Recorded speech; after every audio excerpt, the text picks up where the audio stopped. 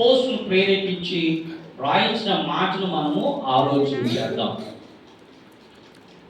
చక్కగా ఆ మాట అన్నాడు, ఉత్తమము అనుకూలమునై ఉన్న దేవుని చిత్తమేదో పరీక్షించి తెలుసుకుని శరీరములు ఏం చేయాలంట, మనము సజీవ యాగంగా ఆయనకి ఏం చేయాలంట, సమర్పించుకోవాలి.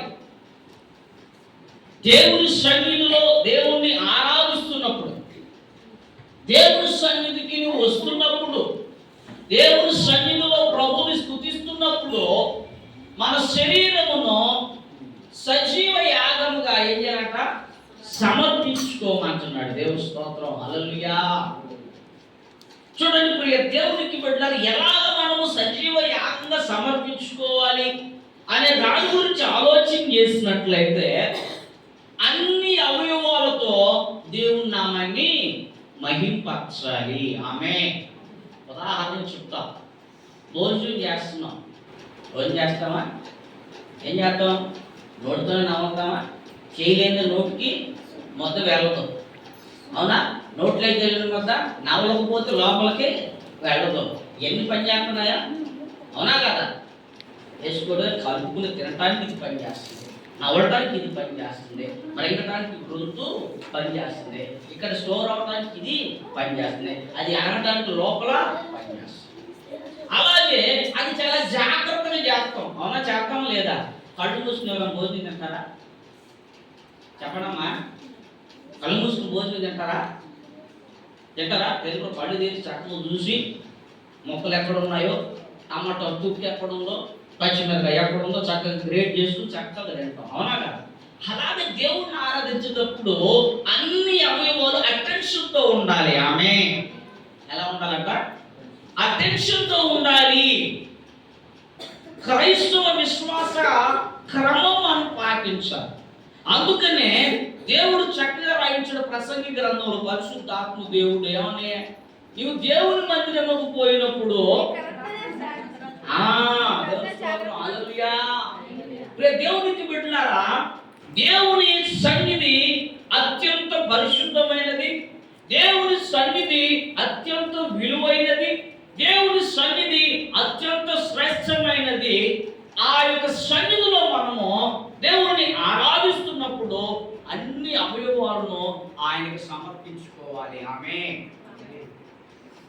అదే చెప్తున్నాడు ఇక్కడ అపోస్తలుడు పౌలు గారు. అప్పుడు మీ పనులు మీరు మాత్రం చాలా జాగ్రత్తగా చేస్తున్నారు, అన్ని పనులు అన్ని రకాల మీ శరీర అవయవాలను మీరు ఉపయోగిస్తున్నారు, కానీ దేవుని మందిరంలోకి వచ్చి శరీరాన్ని సజీవ యాగం మీరు సమర్పించుకోలేకపోతున్నారు. అందుకని మీరు చెబుతున్నాను, పరిశుద్ధాత్మ దేవుడు నాకు తెలియజేస్తాడు కాబట్టి ఈ దినము నుంచైనా మీ శరీరములను ఆయనకు సజీవ యాగంగా సమర్పించుకోండి. దేవుడు అవయవాలు మనకి ఇచ్చింది దేవుడి నామాన్ని మహింపరచడానికి, రెండోది మన పనులు మనము చూసుకోవడానికి. అయితే ఈ యొక్క అవయవాల పనులు ఎలా ఉండాలనే దాని గురించి కొన్ని విషయాలు ఈ రోజు మనము నేర్చుకుందాం. అటు రీతిగా దేవుల్లో బలపడే వారిగా ఉండాలని ప్రభు పేట మీకు మనవి చేస్తూ ఉన్నాం. చూడండి ప్రియ దేవునికి బిడ్డలారా, మొదటగా హృదయం గురించి ఆలోచన చేద్దాం. మన హృదయము ఎలా ఉండాలి? దేవుని సన్నిధిలో దేవుణ్ణి ఆరాధిస్తున్నప్పుడు, దేవుని నామాన్ని గణపరుస్తున్నప్పుడు, దేవుని నామాన్ని మహింపరుస్తున్నప్పుడు, దేవుని నామాన్ని హెచ్చిస్తున్నప్పుడు ఆ హృదయం ఏ విధమైనటువంటి విధానము కలిగి ఉండాలో దేవుని వాక్యము తెలియచేయబడతాం. చూడు, మత్తయి సువార్తలో చక్కని మాట ఉంటుంది. 5:8 వచనంలో పరిశుద్ధాత్మ దేవుడు మనకు చక్కగా ఆ మాట రాయిస్తున్నాడు. ఆ మాట, హృదయ శుద్ధి గలవారు ధన్యులు, వారు దేవుని చూచెదరు. దేవుని స్తోత్రం, హల్లెలూయా. హృదయ శుద్ధి గలవారు ధన్యులు. మొదట నీ అవయవములో హృదయము ఎలా ఉండాలంట? శుద్ధి. ఆమేన్. ఇక్కడ గుర్తుపెట్టుకోవాలి, హృదయం మనుషులు గనపడదు. ఎవరు గనపడదమ్మా? హృదయం మనుషులు గనపడిద్దా? నీ హృదయం ఎక్కడుందంటే ఎవరైనా చెబుతారా? మీ హృదయం ఎక్కడుందంటే ఎవరైనా చెబుతారా? చెప్పరు. ఎందుకని? ఇది మనుషులకు కనపడదు, ఈ హృదయం మాత్రము దేవునికి కనపడుతుంది. దేవుని స్తోత్రం, హల్లెలూయా. నువ్వు దేవుని మందిరంలో దేవుణ్ణి ఆరాధిస్తున్నప్పుడు, నువ్వు దేవుని మందిరానికి వచ్చినప్పుడు నీ హృదయం ఎలా ఉందో దేవుడు చూస్తూ ఉన్నాడు. ఆమె ఎవరు చూస్తున్నాడు? దేవుడు చూస్తూ ఉన్నాడు. కాబట్టి ఆ హృదయము శుద్ధి గలదై ఉండాలి. హృదయం శుద్ధితో దేవుని మందిరంలోకి వచ్చి ఆ హృదయ శుద్ధితో దేవుణ్ణి ఆరాధించాలి. ఆ హృదయ శుద్ధితో దేవునికి మొరపెట్టాలి. ఆ హృదయ శుద్ధితో దేవుణ్ణి పాడాలి. ఆ హృదయ శుద్ధితో దేవునికి విజ్ఞాపన చేయాలి. ఆ హృదయ శుద్ధితో దేవుని వాక్యాలు చదవాలి. హృదయ శుద్ధితో దేవుణ్ణి పొగడాలి. దేవుని స్తోత్రం, హల్లెలూయా. ఈ హృదయాన్ని ఎప్పుడు దేవుని వాక్యం ద్వారా శుద్ధి చేసుకుంటూ శుద్ధిగా ఈ లోకంలో మనం జీవించే అనుభవాన్ని కలిగి ఉండాలి. దేవుని స్తోత్రం, హల్లెలూయా. కాబట్టి ప్రియ దేవునికి బిడ్డలారా, హృదయము దాని స్థితి దేవుడు చూస్తున్నాడు. కాబట్టి ఆ హృదయములో ఎప్పుడు శుద్ధత కలిగి ఉండాలి, పరిశుద్ధంగా ఉండాలి. ఆమేన్. ఒకవేళ లేకపోతే దావీదు ప్రార్థన చేసి ఏమని, అయ్యా చూడండి 51వ కీర్తనలో 10లో ఏమని ప్రార్థన చేస్తున్నాడో, మందిరానికి వచ్చిన తర్వాత నీ హృదయం గందరగోళ పరిస్థితుల్లో ఉంటే, నీ హృదయం నెమ్మది లేకుండా ఉంటే, నీ హృదయంలో చింగు చికాకులు చింతలు అపవిత్ర దుష్టాలోచనలు దుష్ట తలంపులు ఉంటే, నీ హృదయంలో చెడు ఉంటే, మందిరంలోకి వచ్చిన తర్వాత ఆ హృదయాన్ని దేవుడికి అర్పించాలి అంటే వచ్చిన వెంటనే నువ్వు ఏమైనా ప్రార్థన చేయాలి, ఏమని మొదలుపెట్టాలి? అక్కడ జాతిని భక్తులాగా చేయాలి. ఏమని? నా యందు శుద్ధ హృదయము కలుగు చేయము, నా అంతరంగములో స్థిరమైన మనసు పుట్టించుము. దేవుని స్తోత్రం, హల్లెలూయా.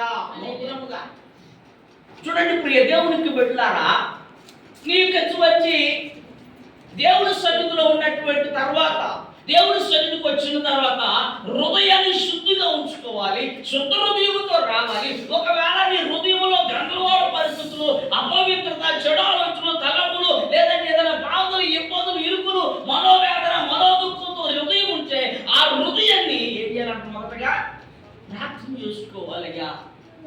ఆ హృదయాన్ని శుద్ధిగా ఉంచాలి.